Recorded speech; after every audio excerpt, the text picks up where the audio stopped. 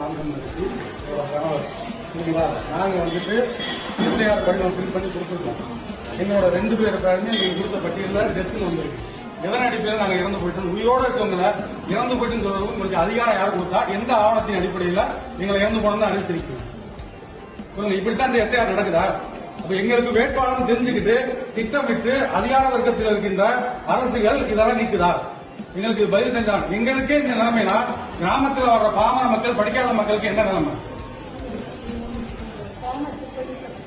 ஆமா, வாங்கிதான் கையெழுத்து கொடுத்து அவங்களே கையெழுத்து கொடுத்து இன்னொரு படி அவங்க கொடுத்துருக்காங்க.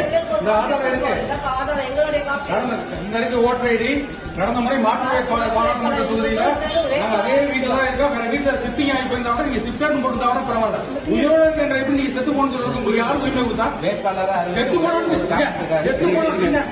போனவங்க டெத் சர்டிபிகேட் வாங்குறதுக்கு 1000 அலைய ஒரு நீங்க உயிரோட இருக்க எப்படி வந்து செத்து போன அறிக்கை எப்படியும் உங்களுக்கு யாரும் அந்த அதிகாரம் கொடுத்தா? எதனா இப்படி உங்களுக்கு கொடுத்தீங்க அது சொல்லுங்க. நான் செத்து போயிட்டேன்றதுக்கு முனிசிபாலிட்டி சர்டிபிகேட் இருக்கா? டெத் சர்டிபிகேட் கொடுத்துருக்காங்க சொல்லுங்க பாக்கலாம். கடந்த முறை நான் ஜூம் மீட்டிங் கொண்டு பேசினேன். ஒரு படிவம் தான் கொடுக்குறாங்க, இன்னொரு படிவம் கொடுக்குறேன். 2 படிவம் வச்சிருந்த ஒரு படிவம் இருக்கு ஆதாரத்துக்கு எனக்கு இருக்கவே நீங்க நீக்கிறீங்கன்னா ஒரு படிவம் கொடுத்துட்டு ஆதாரம் திரும்ப வந்து நீங்க ஒரு டைம் கொடுத்துருக்கீங்களா? இந்த டைமுக்கு அப்புறம் நீங்க திரும்ப வந்து சேர்க்கலாம் சொல்லி ஏதோ எதன் அடிப்படையில் வந்து சேர்க்க முடியுங்க? இது வந்து நிர்வாக குளறுபடியா இல்ல வந்து திட்டமிட்ட சதியா? இது திட்டமிட்ட சதி, நிர்வாக குளறுபடி கிடையாது.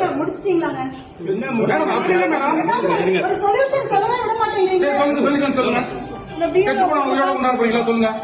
சொல்லுங்க சொல்லுங்க. அந்த பிஎல்ஓ மேல ஆக்ஷன் எடுக்க சொல்லுங்கப்பா.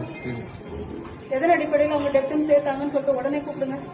அவங்க 17B சார்ஜஸ் போட சொல்லுங்க. அவங்க பேர்ல சஸ்பெண்ட் பண்ண சொல்லுங்க. அவங்கள இவங்க கிட்ட ரெக்வஸ்ட் கொடுங்க.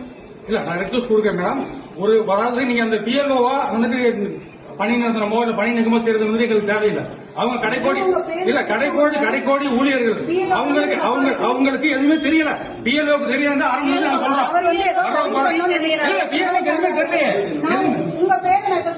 எங்க பேர் சேர்க்க மாட்டேன். எத்தனை பேர் இந்த மாதிரி நீதி கட்ச மத்தவங்களுக்கு யாரும் கொடுப்பா? நீங்க வயசு மேடம்.